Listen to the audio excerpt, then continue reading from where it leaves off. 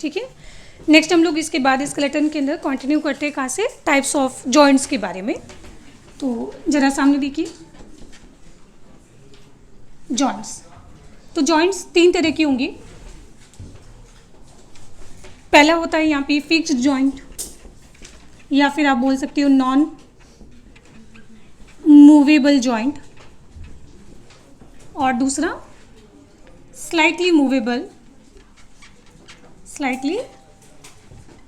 Movable joints, and उसके बाद movable joint. तो बताइए इन तीनों में क्या डिफरेंस है?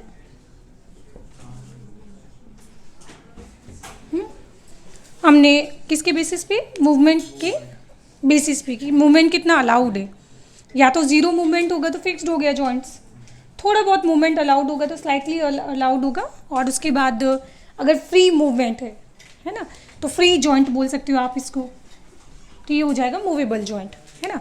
और इन्हीं मूवेबल जॉइंट को हम लोग और क्या बोलते हैं, सिनोवियल जॉइंट बोलते हैं।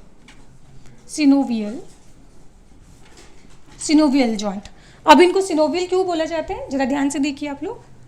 ये आपकी कोई भी एक हड्डी है, बोन्स, और ये नेक्स्ट सेकंड बोन है ना। तो बोन्स के बीच में, क्योंकि इनके अंदर मूवमेंट बहुत ज़्यादा हो रहा है, तो बोन्स के बीच में फ्रिक्शन का चांसेस बहुत ज़्यादा होगा, हाई होगा फ्रिक्शन, है ना। तो इसको मिनिमाइज करने के लिए इनकी जो बोन्स के एंड होते हैं, इनकी एंड्स के ऊपर लगा होता है क्या, कार्टिलेज। और आगे जाके पढ़ेंगे ये कौन सा कार्टिलेज है, this is hyaline cartilage, transparent होता है जो है ना। तो यहाँ पे लगा होता है क्या, हाइलाइन कार्टिलेज लगा होता है, जो मतलब जेली के जैसा होता है, हाइलाइन कार्टिलेज। और यहाँ तो एक तो फ्रिक्शन को मिनिमाइज कर रहा है ये, पर प्रॉब्लम ये है कि बेटा जब बोन्स मूव करेगी तो ये भी तो दिक्कत है ना, कि कार्टिलेज के बीच में फ्रिक्शन होगा, तो उसकी वजह से कार्टिलेज डैमेज हो सकता है। तो उस चीज़ को मिनिमाइज करने के लिए क्या होता है, इनके बीच में भरा होता है फ्लूइड।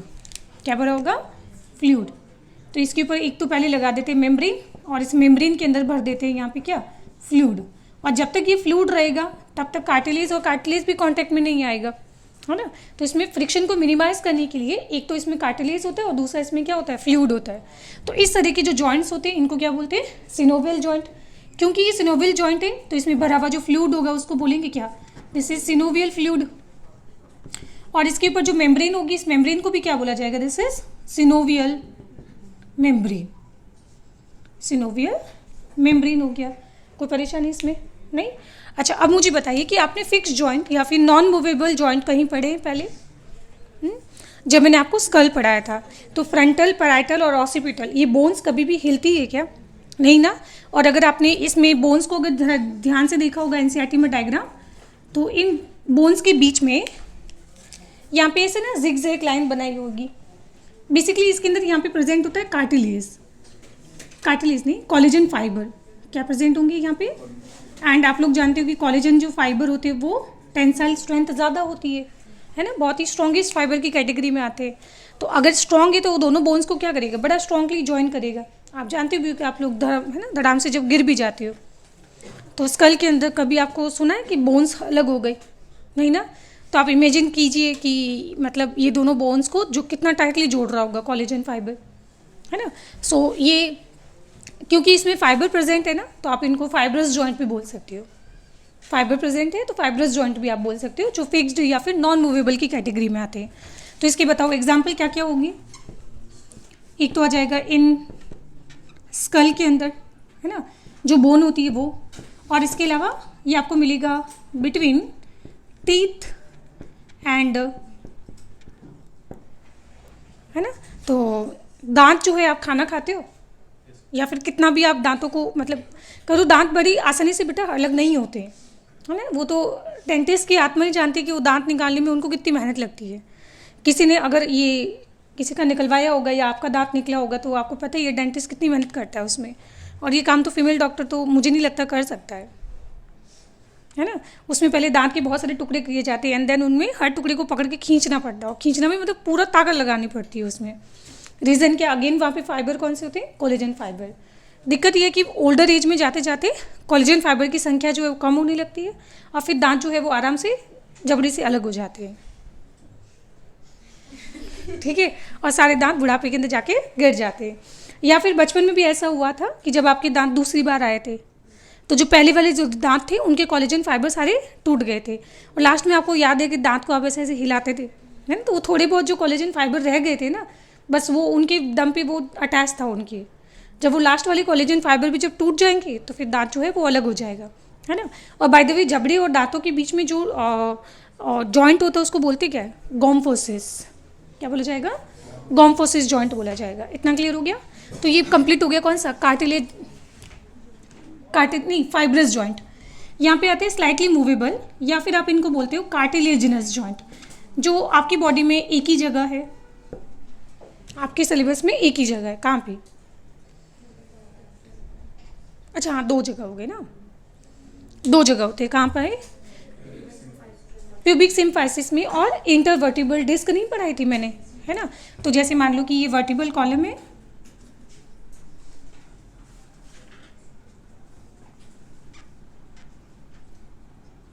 और ये एक और वर्टिबल कॉलम है, तो 2 वर्टिब्री के बीच में, 2 वर्टिब्री के बीच में ये एक वर्टिब्री है और ये दूसरी वाली वर्टिब्री। तो इन वर्टिब्री के बीच में यहाँ पे क्या होता है, अगेन कार्टिलेज होता है, जिसको हमने क्या बोला था कभी, इंटर कार्टिलेजिनस डिस्क। तो ये भी कौन सा हो जाएगा, कार्टिलेज प्रेजेंट है तो कार्टिलेजिनस जॉइंट हो जाएगा, है ना, जो स्लाइटली मूवेबल जॉइंट होता है। तो मतलब वर्टिब्री जो है वो हल्की फुल्की जो है इधर उधर हो सकती है ना, इसके बेसिस पे। और दूसरा एग्जांपल हमने पढ़ा था कि हमारी जो हिप के अंदर हाफ जो पार्ट होता है उसको क्या बोलते हैं, कॉक्सा। तो इधर वाला कॉक्सा और इधर वाला कॉक्सा आपस में प्यूबिक बोन के बीच में प्रेजेंट होता है, प्यूबिक सिम्फाइसिस उसकी मदद से जुड़ता है, और वहाँ पे भी हमने क्या पढ़ा था, कार्टिलेज होता है। तो एक एग्जाम्पल आ जाएगा कौन सा, प्यूबिक सिम्फाइसिस। ठीक है, बस इन 4 को छोड़ दो तो बाकी आपकी बॉडी में बचा ही कौन सा, बाकी बचा कौन सा, सिनोवियल जॉइंट। तो आपकी बॉडी में मैक्सिमम जॉइंट कौन सी होंगी, है, तो मैक्सिमम जॉइंट हमारी बॉडी में कौन सी होती है, सिनोवियल जॉइंट होते हैं। अब सिनोवियल जॉइंट की हम बहुत सारी कैटेगरी पढ़ेंगे, मतलब इसके भी फर्दर बहुत सारे टाइप्स होते हैं।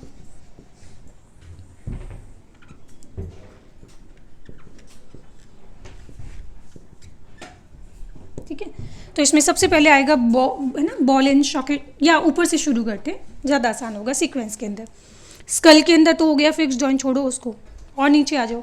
तो आपके पीछे जो गर्दन है ना, तो गर्दन के अंदर स्कल और एटलस के बीच में जो यस जॉइंट है, ये कौन सा था, कॉन्डाइलिक जॉइंट था। ये कौन था, yes, this is condylar joint. And condylar joint आपको कहाँ पे मिलेगा, बिटवीन स्कल एंड एटलस के बीच में, जिसको हम क्या बोलते हैं, यस जॉइंट पढ़ा चुकी हूँ। और कहाँ पढ़ाया था कॉन्डाइलिक जॉइंट, कार्पल और मेटाकार्पल के बीच में। तो नेक्स्ट होगा बिटवीन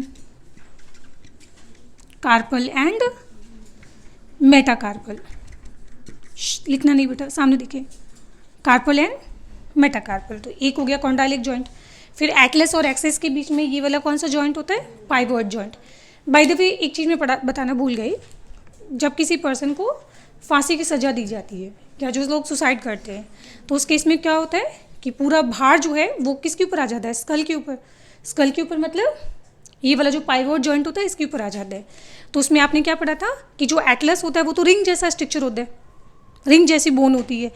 एंड जो नीचे एक्सिस होता है वो क्या होता है, उसके ऊपर एक प्रोसेस होता है जिसको बोलते हैं ऑडेंटॉइड प्रोसेस बोलते हैं। तो इसमें क्या होता है, ऑडेंटॉइड फॉसा होता है। तो इनके बीच में ये जो जॉइंट बन रहा है इसको हम क्या बोलते हैं, पाइवोट जॉइंट बोलते हैं।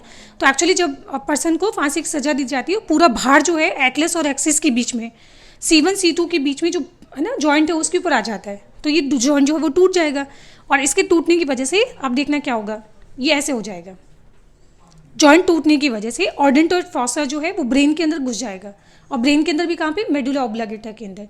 और आप लोग जानते हो कि मेडुला ऑब्लांगेटा के अंदर लंग्स के रेस्पिरेटरी सेंटर होते हैं, DRC और FR है ना, DRC और VRC सुना होगा, कोई बात नहीं, रेस्पिरेटरी सेंटर होते हैं।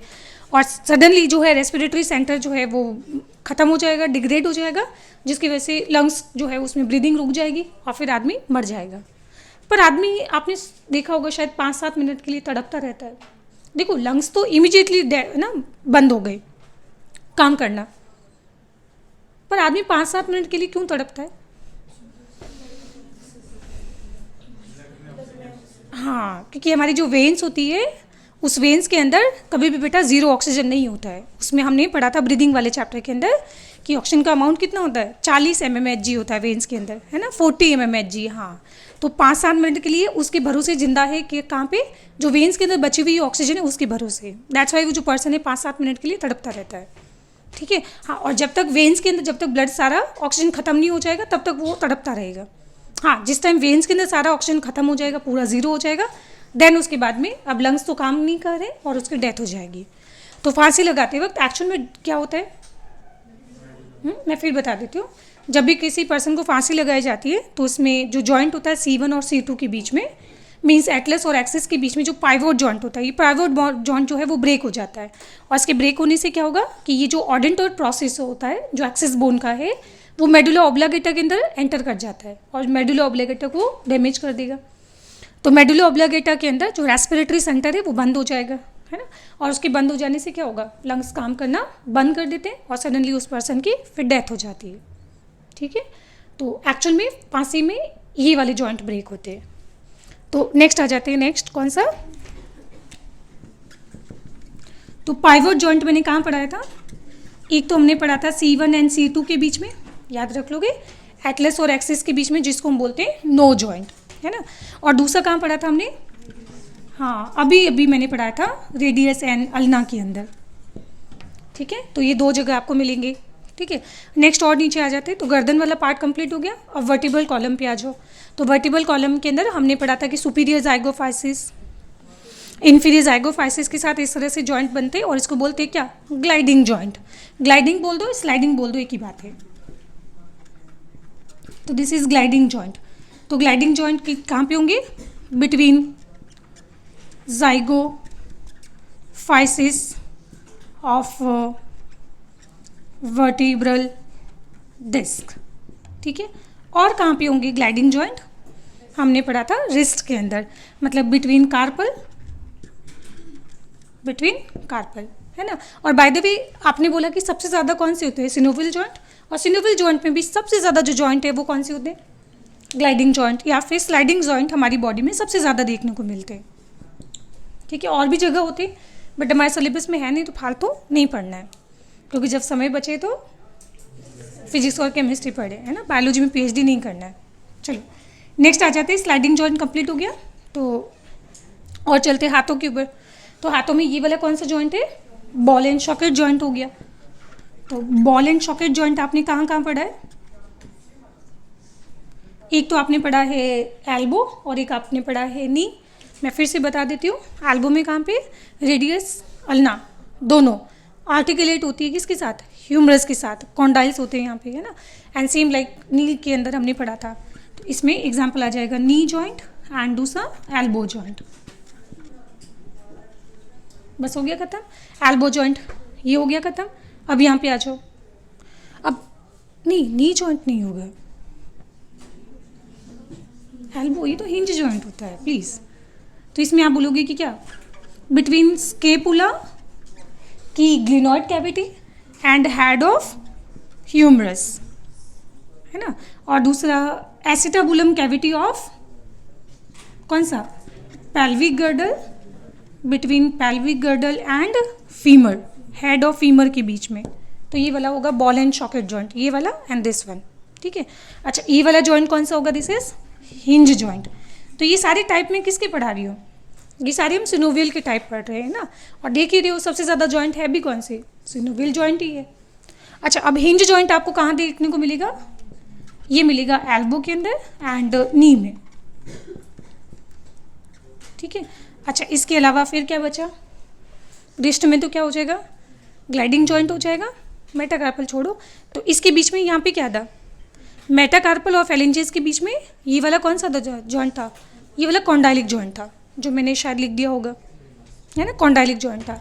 बट ये वाला है ना, हाँ, तो इसमें ये भी कौन सा होगा, हिंज जॉइंट होगा। हिंज समझते हो, जैसे दरवाजा नहीं होता है है ना। तो जिसमें आप दरवाजे को एक तरफ खोल सकते हो, जैसे ये वाला, है ना, ये वाला आप अंगुलियों को घुमा के पीछे नहीं ले जा सकते हो, है ना।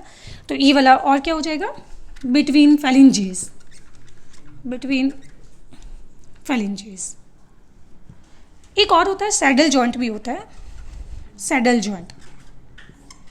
सैडल क्या होता है, जो लोग हॉर्स राइडिंग करते हैं, हाँ, तो हॉर्स राइडिंग करते वक्त वो हॉर्स के ऊपर पहले एक रखते हैं सीट, जिसके ऊपर वो बैठते हैं, हाँ, उसी को बोलता है सैडल। तो हॉर्स के ऊपर एक सीट या रखा जाता है ना, फिर उसके ऊपर बैठा जाता है। तो इसमें हॉर्स राइडर हो गया और एक सैडल हो गया, है ना। तो ऐसे देखो, ये फिर क्या हो रहा है, हॉर्स राइडिंग हो रही है ऐसे, ठीक है।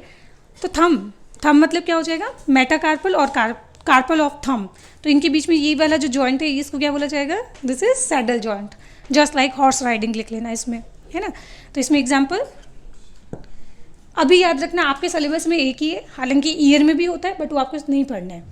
तो आप याद रखना कि आपके सिलेबस में एक ही जगह होता है, कौन सा, सैडल जॉइंट। वो कहाँ पे होगा, इसमें metacarpal, metacarpal and carpal of, carpal of क्या हो जाएगा, थंब, ठीक है। मुबारक हो, तो आपके जॉइंट्स कंप्लीट हो गए। अब हम लोग क्या पढ़ेंगे, अब हम पढ़ेंगे इसमें डिजीज़ के बारे में, लिखिए इसको।